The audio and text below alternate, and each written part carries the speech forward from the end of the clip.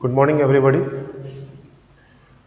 आज जो हम लोग का क्लास का जो टॉपिक है वो है आपका इंफ्रास्ट्रक्चर एंड इकोनॉमिक डेवलपमेंट, या हिंदी में जिसको कहते हैं अधोसंरचना एवं आर्थिक विकास। जैसे कि मैंने बोला हुआ था कि 65th बीपीएससी के लिए जो हम लोग का मेंस क्लास चल रहा है और ऑनलाइन क्लास, तो उसमें मैंने कुछ ऑलरेडी सिलेबस में बता दिया था कि हम लोग को क्या क्या पढ़ना है। एक टॉपिक की मैंने शुरुआत की हुई थी, उसके बाद आज जिस टॉपिक है तो यही है कि अधोसंरचना एवं आर्थिक विकास। तो इसका मतलब क्या होता है ये?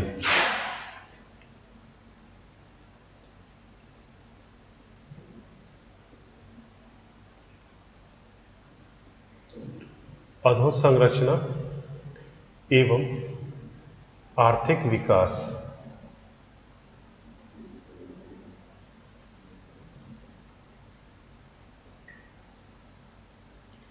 Infrastructure and economic development. तो इसमें जो हम लोग को टॉपिक पढ़ना है, सबसे पहले इस टॉपिक को ये पढ़ना है कि इंफ्रास्ट्रक्चर का मतलब क्या निकलता है, इसका क्या महत्व, यानी कि इंफ्रास्ट्रक्चर का क्या महत्व है, और इंफ्रास्ट्रक्चर को बढ़ावा देने के लिए कौन कौन से उपाय किए जा रहे हैं, और इंफ्रास्ट्रक्चर डेवलप करने में क्या क्या समस्या आती है। तो मैं जो टॉपिक मैंने अभी बोला उसको मैं लिखता हूँ और उसका एक लिस्ट बनाता हूँ क्या क्या पढ़ना है। सबसे पहले इसमें जो आ जाएगा वो कि अधोसंरचना से क्या मतलब निकलता है, यानी कि इसका अर्थ, यहां पर ये चीज आ गया। इसके बाद महत्व,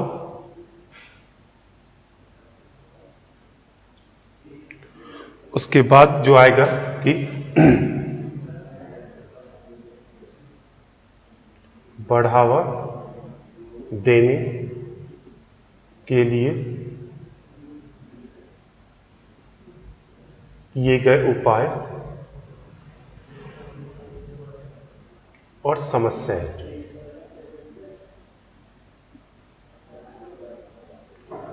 इसमें ये चीज हम लोग को ध्यान में रखना है कि जो इसका करंट अफेयर्स का पोर्शन है, करंट अफेयर्स के पोर्शन में इसका मतलब ये निकल रहा है कि क्या इंफ्रास्ट्रक्चर को डेवलपमेंट बढ़ावा देने के लिए कोई ऐसी योजना लाई गई है, या बजट में प्रावधान किए गए, या कुछ अन्य उपाय किए गए हैं कि जिससे कि इंफ्रास्ट्रक्चर को बढ़ावा दिया जा सके। तो ये टॉपिक हम लोग का इसी के अंतर्गत ये रहेगा। ये तो सबसे पहले हम लोग आते हैं कि इंफ्रास्ट्रक्चर से मतलब क्या निकलता है। सपोज कीजिए कि हमारे यहाँ जब ये ऑनलाइन क्लास शुरू हुआ, तो ऑनलाइन क्लास शुरू होने के लिए हमें किन किन चीज़ों की आवश्यकता थी। स्वभावतः ऐसी चीज़ों की जिससे हम कि एक टीचर और एक स्टूडेंट के बीच लाइव कनेक्टिविटी हो सके। तो जिन इक्विपमेंट्स के सहारे हमने ये क्लास और अरेंज कराया, क्योंकि क्लास में तो ऑलरेडी बेंच है भी, रूम है भी, सारी चीज़ें हैं, बट लाइव कनेक्टिविटी कराने के लिए हमें क्या कुछ चीज़ों की आवश्यकता पड़ रही थी। तो जब हम इसी को क्या कहते हैं कि हमें हमारे पास लाइव क्लास करने के लिए इंफ्रास्ट्रक्चर की व्यवस्था करनी पड़ी। उसी प्रकार से जब हम इकोनॉमिक आर्थिक शब्दावली में बात करते हैं कि इंफ्रास्ट्रक्चर का मतलब क्या निकलता है, तो सामान्यतः इसका अर्थ ये निकलता है ऊर्जा के साधन कैसे हो, फिर उसके बाद परिवहन के साधन किस प्रकार से, परिवहन के साधनों में रेल, रोड, वायु, सारी चीजें इसमें आ जाती हैं। संचार के साधन क्या क्या आते हैं। उसके बाद अगर हम सामाजिक अधोसंरचना की बात करें तो बुनियादी सुविधाएं जैसे कि शिक्षा, स्वास्थ्य इत्यादि ये आ जाता है। तो इंफ्रास्ट्रक्चर यानी कि अधोसंरचना कहने का मतलब ये हो जाता है कि वह बुनियादी चीजें जो कि उत्पादन को बढ़ावा देने के लिए आवश्यक होती है, यानी कि बिना उसके उत्पादन कार्य नहीं हो सकता है ये, और ये हर एक चीज में ये लागू होता है, या एक प्रेरक के तौर पे कार्य करती हैं, या ऐसी चीजें जो उत्पादन के साधनों के लिए प्रेरक तौर तत्वों के तौर पे काम करती हैं, उन्हें हम कहते हैं अधोसंरचना या इंफ्रास्ट्रक्चर के तौर पे। आर्थिक शब्दावली में इंफ्रास्ट्रक्चर से अर्थ ये निकलता है कि जब आपके पास सड़कें हों, अच्छे परिवहन के साधन हो, ऊर्जा के साधन हो इत्यादि, ये सब हम क्या बात करते हैं इसमें इंफ्रास्ट्रक्चर में। इसी कड़ी में अगर हम वित्तीय साधनों की बात करें तो वित्तीय साधनों में बैंकिंग, बीमा इत्यादि आ जाती हैं। अब इंफ्रास्ट्रक्चर का जो मैंने मीनिंग बताया, मीनिंग बताने के बाद हम लोग को ये चीज देखना है कि आखिरकार इंफ्रास्ट्रक्चर क्यों आवश्यक है, आर्थिक विकास के लिए इंफ्रास्ट्रक्चर क्यों आवश्यक है, या इंफ्रास्ट्रक्चर का क्या महत्व है। सपोज कीजिए कि आज से 100 साल पहले जब कृषि क्षेत्र में भी था तो स्थिति यह थी कि जो एक किसान था उसने अपने खेत में फसल उगाई, लेकिन उसे उसकी प्रॉपर बाजार तक पहुंच नहीं थी। जो भी बिचौली आए वो सामान खरीद के ले गए और बाजार तक चले गए। तो कैसे इसका मतलब कि महत्व सामने आता है जी। तो आज अगर हम उपज, कृषि उपज को बाजार तक पहुंचाने की बात करते हैं तो हमें सबसे पहले क्या चाहिए, बाजार तक पहुंच, यानी कि एक प्रॉपर सड़क हो, फिर सूचना प्रौद्योगिकी और बाजार के बारे में हमें जानकारी हो। तो इस हिसाब से अगर हम बात करें कि इंफ्रास्ट्रक्चर का महत्व क्या होता है, तो इसका मतलब सबसे पहले ये निकलता है कि इंफ्रास्ट्रक्चर से किस प्रकार से आर्थिक विकास को प्रोत्साहन दिया जा सकता है। हमें जैसे कि पता है कि किसी भी अर्थव्यवस्था के 3 क्षेत्र होते हैं, कृषि क्षेत्र, औद्योगिक क्षेत्र और उसके बाद सेवा क्षेत्र। जब हम इन तीनों क्षेत्रों की बात करते हैं तो इन तीनों क्षेत्रों के लिए इंफ्रास्ट्रक्चर का महत्व बहुत ज्यादा है। सबसे पहले मैं आ जाता हूं कृषि क्षेत्र। कृषि क्षेत्र और अधोसंरचना का क्या महत्व है। अगर कृषि क्षेत्र को प्रोत्साहन देना है, इसमें रोजगार के अवसर बढ़ाने या कृषि उपज को लाभकारी बनाना है, तो हमें इंफ्रास्ट्रक्चर डेवलप करना पड़ेगा। तो यहाँ पे इंफ्रास्ट्रक्चर का महत्व क्या निकल जा रहा है, यानी कि कृषि उत्पादन को बढ़ाने के लिए पर्याप्त ऊर्जा के साधन हो ताकि किसान नवीनतम तकनीक का वो प्रयोग कर सके। जैसे वो उपज निकल जाती है उसके बाद उसके मार्केट तक उसकी पहुंच होनी चाहिए। किसान को ये मालूम होना चाहिए कि आखिर बाजार में कीमतें क्या चल रही हैं। ये फिर किससे पॉसिबल हो पाता है, सूचना प्रौद्योगिकी से। तो यहाँ पे यही चीज हम लोग को ये ध्यान में रखना है कि किस प्रकार से ये हम लोग को पूरा का पूरा ये इंफ्रास्ट्रक्चर वो डेवलप हो पाता है। इंफ्रास्ट्रक्चर के संबंध में एक और चीज बहुत ही यूनिक है, वो ये कि इंफ्रास्ट्रक्चर और रोजगार का प्रत्यक्ष संबंध होता है। जैसे ही आप इंफ्रास्ट्रक्चर को डेवलप करते हो, इसका मतलब कि वो एक परियोजना के तौर पे कार्य होती है। स्वभावतः उस परियोजना को पूरा करने के लिए मानव संसाधन की आवश्यकता पड़ेगी, यानी कि इंफ्रास्ट्रक्चर को डेवलप करने के लिए ही आप रोजगार जनरेट करते हैं। और जब इंफ्रास्ट्रक्चर डेवलप हो जाता है तो उसके फलस्वरूप क्या होता है कि वो फिर से रोजगार के अवसरों को बढ़ावा देता है, यानी कि ये दो तरफा कार्य करता है। इसको हम एक उदाहरण से समझ सकते हैं। हाल फिलहाल आपने देखा होगा कि भारत चीन सीमा पे बहुत ही ज्यादा तनाव का माहौल है, और इसी समय ये भी स्थिति सामने आई कि लॉकडाउन की स्थिति के कारण बहुत से प्रवासी मजदूर जो सीमा पर सड़क बनाने का कार्य कर रहे थे वो वहां से चले आए। अब स्थिति क्या है कि दोबारा से उन्हीं मजदूरों को रोजगार के लिए फिर से वहां पे भेजा जा रहा है राज्य सरकारों के द्वारा। तो सड़क बनाने के लिए भी क्या स्थिति आ रही है कि हम लोग को एक रोजगार के अवसर मिल जा रहे हैं, और जब वो सड़क बन गई तो उसके दो तरफा उपयोग होंगे, यानी कि वो फिर से आर्थिक विकास को प्रोत्साहन देगा।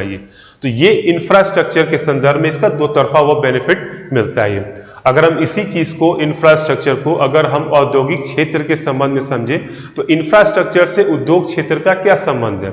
स्वभावतः कोई भी उद्यमी वहीं पर उद्योग लगाना चाहेगा जहां पे उसको पूरी की पूरी सुविधाएं मिल रही हैं। जैसे कि ऊर्जा के साधन, यानी कि बिजली के साधन की बात करते हैं, पानी की अगर हम बात करते हैं, जमीन अगर पूरी तरह से डेवलप है, वहां पे किसी प्रकार की बिल्डिंग बनी हुई है तो हम उसकी बात करते हैं। और सबसे इंपॉर्टेंट, परिवहन के साधन अगर उन्नत अवस्था में है, और खासकर सार्वजनिक परिवहन और निजी परिवहन, तब तो ये और ज्यादा वो प्रेरक तत्व के तौर पर काम करता है। यानी कि जहां जहां भी औद्योगिक गतिविधियां शुरू होती हैं उससे पहले क्या होता है कि वहां पे हम इंफ्रास्ट्रक्चर डेवलप करने की बात करते हैं। तो इसलिए जैसे जैसे इंफ्रास्ट्रक्चर के डेवलपमेंट होते जाता है औद्योगिक गतिविधियों में तेजी आती है, और इसका ठीक उल्टा भी निकलता है। यानी कि अगर आप औद्योगिक गतिविधियों को शुरू कर रहे हैं तो इंफ्रास्ट्रक्चर भी धीरे धीरे वहां पे डेवलप होने लगता है, क्योंकि एक गतिविधि दूसरे गतिविधि को प्रोत्साहन के तौर पे वो कार्य करती है। तो इंफ्रास्ट्रक्चर के लिए अगर हम बात करें तो औद्योगिक क्षेत्र में भी हम लोग को यही चीज देखने को मिलता है। यहां पे एक वर्ड हम लोग को ध्यान में रखना पड़ेगा, कैटलिस्ट, यानी कि उत्प्रेरक के तौर पे। यानी कि इंफ्रास्ट्रक्चर कैसे उत्प्रेरक के तौर पे कार्य करता है। ये उत्प्रेरक का मतलब क्या निकल रहा, यानी कि जैसे आपने किसी एक कार्य को किया, वो कार्य दूसरे कार्य को कैसे बढ़ावा दे रहा है। ये बढ़ावा देने की जो प्रक्रिया होती है इसी को हम कहते हैं कैटलिस्ट या उत्प्रेरक के तौर पे। तो इंफ्रास्ट्रक्चर एक उत्प्रेरक के तौर पे कार्य करता है, यानी कि जहां इंफ्रास्ट्रक्चर का डेवलपमेंट हुआ वो अन्य उत्पादन की गतिविधियों को बढ़ावा देता है। तो ये जो पॉइंट हम लोग का है कि इंफ्रास्ट्रक्चर और इसके संदर्भ में ये पॉइंट हम लोग को बहुत ध्यान में रखने वाली बात है। और स्वभावतः जब हम बेरोजगारी की बात करते हैं, यानी कि इंफ्रास्ट्रक्चर डेवलप करने से रोजगार के अवसर में वृद्धि होती है, तो स्वभावतः एक महत्व इसका ये सामने आया कि जब इंफ्रास्ट्रक्चर डेवलप होगा तो इसको ऑब्वियसली हम गरीबी हटाने के कार्यक्रम से भी इसको हम जोड़ सकते हैं। यानी कि जैसे जैसे इंफ्रास्ट्रक्चर डेवलप होते जाएगा रोजगार के अवसर बढ़ते जाएंगे, नई नई अवसर सामने आते रहेंगे। इसके फलस्वरूप क्या होगा कि लोगों की आय बढ़ेगी और गरीबी दूर करने में मदद मिलेगी। इसी के साथ जब गरीबी की जब दूर होने की बात आती है तो नेक्स्ट पॉइंट जो हम लोग को सामने आता है, जैसे जैसे इंफ्रास्ट्रक्चर का डेवलपमेंट होता है लोगों के जीवन स्तर में भी सुधार आते जाता है। हम अपने बिहार का उदाहरण ले सकते हैं। पहले अगर हम 2000 पहले से बात करें तो बिहार में न तो पूरी तरह से ऊर्जा के साधन उपलब्ध थे, न परिवहन के साधन, न ही संचार के साधन। 2005 के बाद से सरकार का ध्यान इंफ्रास्ट्रक्चर डेवलपमेंट पे गया और आज बिहार ऐसे राज्यों में शामिल हो रहा है कि जहां पे उन्नत सड़कें भी हैं, ऊर्जा के साधन भी आ रहे हैं और भी कई अन्य बुनियादी सुविधाओं का विकास किया गया। इसके परिणाम स्वरूप एक सकारात्मक परिवर्तन देखने को मिला है ये। और अब बिहार राज्य की बात करें तो आज हम जो बात करते हैं कि बिहार में सकल घरेलू उत्पाद या राज्य सकल घरेलू उत्पाद में किस चीज के सर्वाधिक योगदान है या पूरे भारत में बिहार की स्थिति इस मामले में क्यों सबसे अधिक है, तो ये सिर्फ और सिर्फ इंफ्रास्ट्रक्चर पे सरकार द्वारा अत्यधिक व्यय किए जाने के फलस्वरूप ये संभव हो पाया है। तो जब हम इंफ्रास्ट्रक्चर के महत्व की बात करते हैं तो हमें वही कृषि क्षेत्र, औद्योगिक क्षेत्र, उसके बाद बेरोजगारी के दृष्टिकोण से, गरीबी के दृष्टिकोण से, रोजगार के अवसर की मैं ऑलरेडी चर्चा कर ही चुका हूं, और उसके बाद जीवन स्तर में सुधार की बात से ये इंफ्रास्ट्रक्चर का महत्व सामने आ जाता है। और जैसे मैंने आपको पिछले क्लास में बताया भी था कि सेवा क्षेत्र, तो इंफ्रास्ट्रक्चर का एक परिणाम यह भी निकलता है कि जो सेवा क्षेत्र होता है, सेवा क्षेत्र वहीं पे ज्यादा विकसित हो पाता है जहां पे पूरी तरह से इंफ्रास्ट्रक्चर है। यानी कि जैसे जैसे हम इंफ्रास्ट्रक्चर को डेवलप करते जाते हैं अर्थव्यवस्था के सारे क्षेत्रों का विकास होते जाता है। अगर हम पश्चिमी देशों का उदाहरण लें तो पश्चिमी देशों में विकास की प्रक्रिया इसलिए बढ़ पाई क्योंकि वहां पर इंफ्रास्ट्रक्चर पर सबसे ज्यादा ध्यान दिया गया और फलस्वरूप जितनी भी आर्थिक गतिविधियां हैं वो संभव हो पाई ये चीज। अब यहां पे हमें ये चीज पॉइंट ध्यान में रखना है कि आखिरकार इंफ्रास्ट्रक्चर को बढ़ावा देने के लिए क्या क्या उपाय किए गए हैं, यानी कि कैसे सरकार द्वारा किस प्रकार से इंफ्रास्ट्रक्चर को बढ़ावा देने का ये उपाय किया जा रहा है। तो ये हम लोग को ध्यान में रखना है कि इंफ्रास्ट्रक्चर किसी सिर्फ एक सरकार का ही दायित्व नहीं होता है, इसमें निजी क्षेत्र भी शामिल होते हैं। इसमें सिर्फ घरेलू निवेश ही नहीं आता है, विदेशी निवेश की भी बात होती है। तो जहां हम सरकारी तरफ से अगर बात करें तो ये हमें मालूम है कि बहुत सारी ऐसी सरकारी कंपनियां हैं कि जो इंफ्रास्ट्रक्चर डेवलपमेंट कार्य में लगी हुई हैं। तो डेवलपमेंट कार्य में किस लिए, क्योंकि एक तो स्पेशली उसी कार्य के लिए उनको लगाया गया है, लेकिन अलग अलग क्षेत्रों की जो अलग अलग कंपनियां, जैसे ऊर्जा क्षेत्र में अगर हम बात करें तो सरकारी कंपनियों में एनटीपीसी का नाम आता है, एनएचपीसी का नाम आता है, गेल का नाम आता है। ये ऊर्जा परियोजनाओं को बढ़ावा देने के लिए लगी हुई हैं। उसके बाद अगर हम निजी क्षेत्र की बात करें तो अपने बिहार का अगर हम उदाहरण देखें तो बिहार में अधिकांशतः जितने भी आपको राष्ट्रीय राजमार्ग बनाए जा रहे हैं वो सार्वजनिक निजी सहभागिता के अंतर्गत बनाए जा रहे हैं।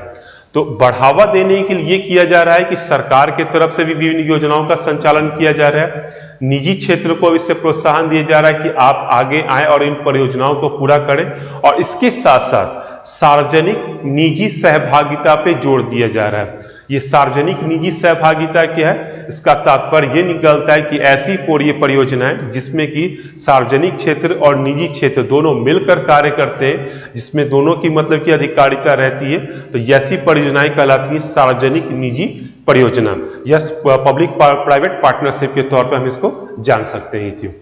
इसके बाद और इंफ्रास्ट्रक्चर डेवलप करने में जो सबसे बड़ी जो समस्या आती है या क्या उसके उपाय किए जाते हैं तो वो ये होता है कि कैसे हम पूंजी का प्रवाह इंफ्रास्ट्रक्चर कार्यों में हम ला सकें। तो इसके लिए हम लोग को ये पता है कि सरकार के पास दोनों प्रकार के साधन उपलब्ध है, आंतरिक साधन भी और विदेशी साधन भी।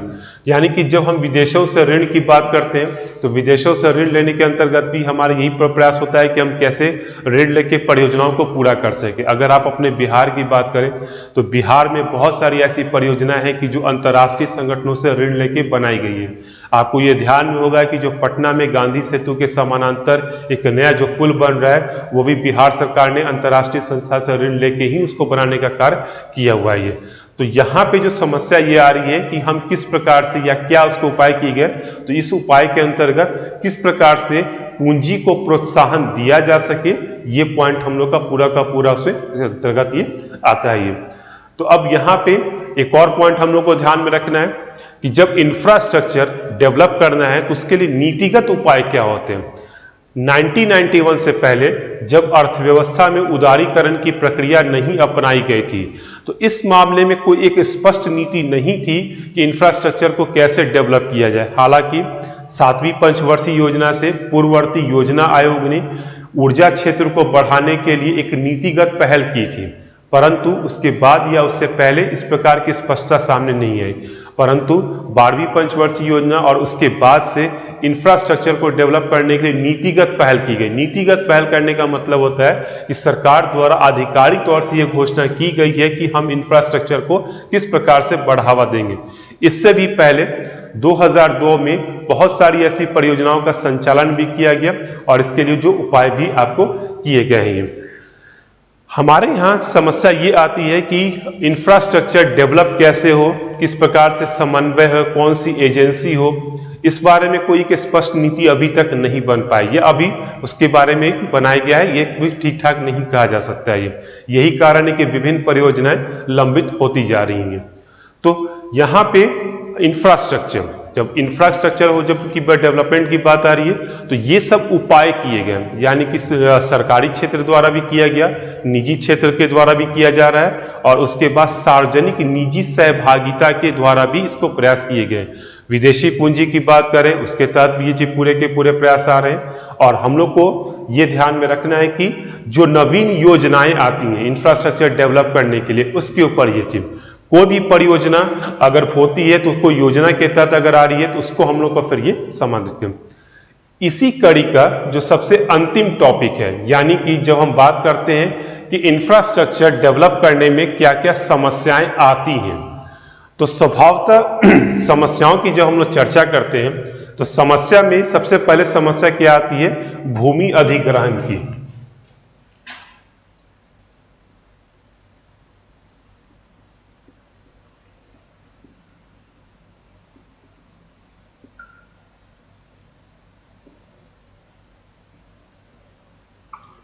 भूमि अधिग्रहण या लैंड एक्विजिशन की जो हम लोग बात करते हैं, लैंड एक्विजिशन के तौर पे, तो अगर हम लोग को अधोसंरचना डेवलप करना है, तो मान लीजिए कि अगर कोई ऊर्जा परियोजना डेवलप करनी है, कोई अगर मान लीजिए कि पावर डैम अगर लगाना है, इसके बाद अगर हम बात करते हैं पनबिजली परियोजनाओं की बात करते हैं, पवन चक्की की बात करते हैं, तो स्वभावतः सबसे पहली समस्या ये आती है कि आखिरकार उस परियोजना को पूरा करने के लिए भूमि किस प्रकार से आएगी या कहाँ से अधिग्रहित की जाएगी। यहाँ पे मैं उदाहरण देना चाहूँगा कि बहुत सारी ऐसी परियोजनाएं हैं जो इसीलिए लंबित हैं क्योंकि उनके लिए पर्याप्त रूप से भूमि उपलब्ध नहीं है। और ये भूमि क्यों उपलब्ध नहीं है? क्योंकि अधिकांशतः जो भूमि होती है वो कृषि भूमि होती है और एक किसान इतनी आसानी से तैयार नहीं हो पाता है कि वह परियोजनाओं के लिए अपनी भूमि को वो दे सके। आप भले ही किसी को उसकी कृषि योग्य भूमि पे बाजार से ज़्यादा मुआवजा दे दें या बाकी चीज नीतियों की बात करें, तब भी भूमि अधिग्रहण की समस्या सामने आती है। भूमि अधिग्रहण के बारे में विभिन्न राज्य सरकारों की जो नीतियां हैं वो भी बहुत स्पष्ट नहीं हो पाती हैं कि किस प्रकार से भूमि का अधिग्रहण किया जाएगा। आपको ये ध्यान में होगा कि जब भारत में विशेष आर्थिक परियोजनाएं लागू की गई, खासकर एसईजेड के संदर्भ में, तो वहां पे सबसे बड़ी समस्या क्या आ रही थी कि जो भी एसईजेड क्षेत्र स्थापित होगा तो उस क्षेत्र के लिए हम किस प्रकार से भूमि का अधिग्रहण करेंगे। इसके साथ ही जब हम बात करते हैं विस्थापन की, यानी कि कोई परियोजना अगर लगाई जाती है तो क्या उससे विस्थापन होता है। विस्थापन कहने का मतलब होता है कि अगर उस भूमि क्षेत्र पे कोई लोग रह रहे हैं तो क्या उसके कारण उन लोगों को अपनी भूमि को छोड़ना पड़ेगा। तो ये विस्थापन वाली जो समस्या है ये सबसे ज्यादा बड़ी होती है। ये समस्या कोई भी जब जल विद्युत परियोजना लगाई जाती है या कोई औद्योगिक इकाई लगाई जाती है तो उसके कारण ये बहुत ज्यादा सामने आती भी है। इसका कारण क्या है कि एक तो जहां पे हमें संसाधन मिले और उस संसाधन पे ऑलरेडी वहां पे कुछ लोग वहां पे रह रहे हैं या फिर पूरी की पूरी बस्ती बनी हुई है, तो आपको वहां पे हटा के दूसरी परियोजना रखना पड़ेगा, उन्हें दूसरी जगह बसाना पड़ेगा। तो विस्थापन के कारण अधिकांशतः लोग ये तैयार नहीं हो पाते हैं कि वो अपने जगह को छोड़ें। तो जो सबसे बड़ी समस्या जो किसी भी इंफ्रास्ट्रक्चर डेवलपमेंट को पूरे करने में आती है वो ये कि हम भूमि का एक्वायरमेंट कैसे करें, यानी कि हम भूमि का अधिग्रहण हम कैसे करें और किस प्रकार से भूमि पे वो परियोजना हम लगा सकें। इसमें विस्थापन की समस्या और भूमि देने की समस्या दोनों ही हमें इसमें शामिल है। जी, उसके बाद जब हम बात करते हैं किसी भी परियोजना को पूरा करने के लिए जो अधोसंरचना से जुड़ी होती है, हमें पूंजी की आवश्यकता पड़ती है। और ये पूंजी कोई छोटी मोटी में नहीं रखती है, ये बड़े पैमाने पे होती है, क्योंकि इसी परियोजनाओं में दिक्कत ये आती है कि हम पूंजी का जुटाव कैसे करें। अगर हम किसी ऊर्जा परियोजना को लगा रहे हैं तो उसमें उसका जो एस्टीमेट या कॉस्ट जाता है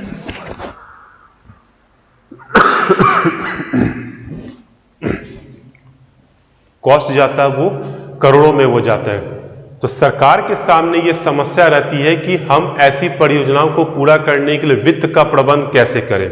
और जब हम बात आंतरिक संसाधनों की बात करते हैं तो आंतरिक संसाधनों के संदर्भ में भी ये बात सामने आती है कि किस प्रकार से ये संसाधन जुटाए जाए। और अगर हम विदेशी ऋण की बात करते हैं तो उसमें भी ये चीज सामने आती है। हाल फिलहाल भारत और जापान सरकार के बीच बुलेट परियोजना को लेकर समझौता हुआ था, जो लगभग 90,000 करोड़ था। और जापान सरकार इसलिए तैयार हुई थी क्योंकि उसने सॉफ्ट लोन दिया। तो यहां पे तो ठीक है, 90,000 करोड़ की बात हो रही है, परंतु जब हम उसके ऋण की बात करते हैं और ऋण पे ब्याज की बात करते हैं तो हमें सॉफ्ट लोन मिला। तो ये इसलिए संभव हो क्या पाया क्योंकि जापान सरकार ने इस परियोजना को पूरा करने में अपनी दिलचस्पी दिखाई।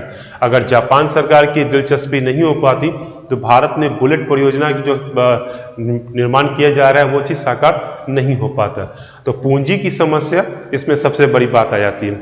उसके बाद जब हम बात करते हैं पर्यावरणीय दृष्टिकोण से, तो हमें यह चीज मालूम है कि भारत में अधिकांशतः परियोजनाएं क्यों लटकी हुई हैं, इसलिए क्योंकि पर्यावरणीय क्लियरेंस उसको नहीं मिल पाता, यानी कि एनवायरमेंटल क्लियरेंस की जब हम बात करते हैं तो वो नहीं मिल पाता है। बहुत सारी ऐसी परियोजनाएं हैं जो भारत के पश्चिमी घाट क्षेत्र में लगाई जा रही है, लेकिन जैसा कि हमें पता है कि ये क्षेत्र ऑलरेडी पर्यावरण के दृष्टिकोण से संवेदनशील है। या अगर ऐसी कोई खदान परियोजना है जहां पे आदिवासी लोग रहते हैं और उनकी जीविका वहां से जुड़ी हुई है और वहां पे मतलब कि पूरा का पूरा पर्यावरणीय दृष्टिकोण से हानि हो सकती है, तो इसके कारण भी एक समस्या ये चीज आती है। तो किसी भी परियोजना को पूरा करने में पर्यावरण मंत्रालय भी देखता है कि उसका पर्यावरणीय नुकसान कितना है, और जब ये नुकसान अनुमान से ज्यादा होता है तो ऐसी परियोजनाओं के क्रियान्वयन पे रोक लग जाती है, क्योंकि विकास इस प्रकार से नहीं होना चाहिए कि वो पर्यावरण को नुकसान पहुंचाए। भारत में ये विरोधाभास देखने को मिल रहा है कि जो भी विकास कार्य हो रहे हैं वो पर्यावरणीय नुकसान को ध्यान में रखते हुए नहीं होते। तो परियोजनाओं को पूरा करने के लिए ये एक समस्या आती है कि हम पर्यावरण के साथ संतुलन बना के किस प्रकार से चले ताकि वो परियोजना भी पूरी हो सके और पर्यावरणीय नुकसान भी कम से कम हो सके ये चीज। और जब हम इंफ्रास्ट्रक्चर की बात कर रहे हैं, इंफ्रास्ट्रक्चर डेवलप करने में अगर हम सरकारी नीति की बात करें तो जैसा कि मैंने पहले भी कहा कि सरकारी नीति की अगर बात होती है तो इस मामले में सरकार की कोई स्पष्ट नीति नहीं सामने आ पाती है। अगर हम सड़क परियोजनाओं की बात करें, ऊर्जा परियोजनाओं की बात करें, विभिन्न संचार परियोजनाओं की बात करें, तो जो सरकारी नीति होनी चाहिए वो एक स्पष्ट तौर पर नहीं आ पाती है।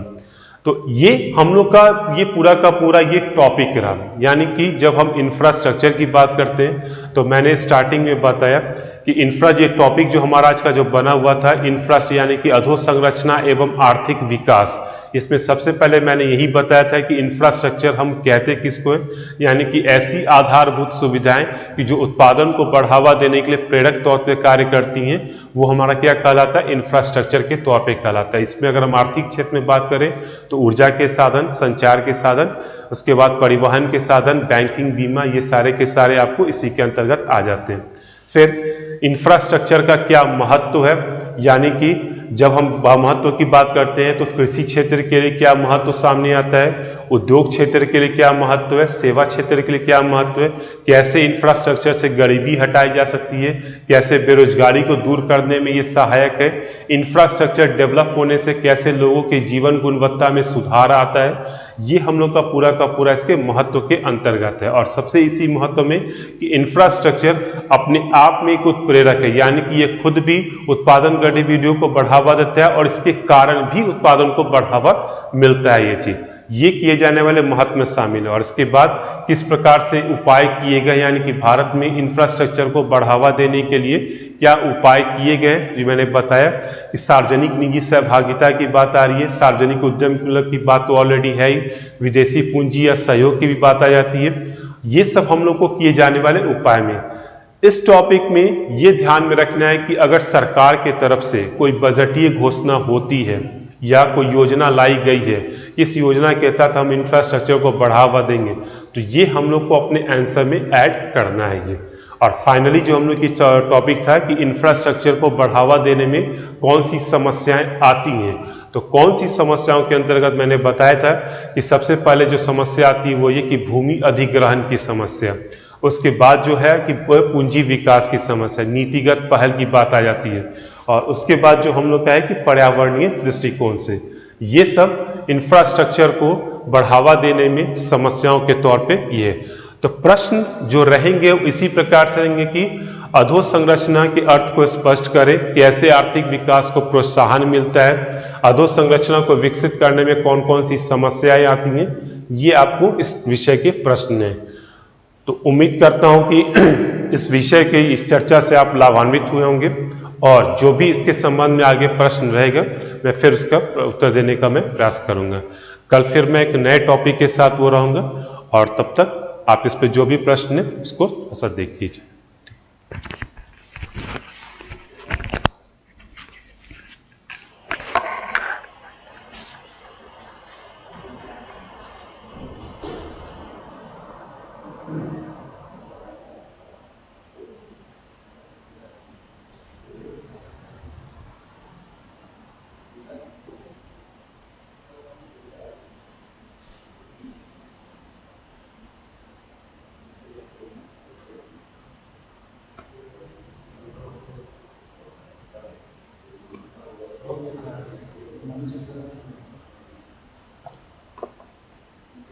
हेलो।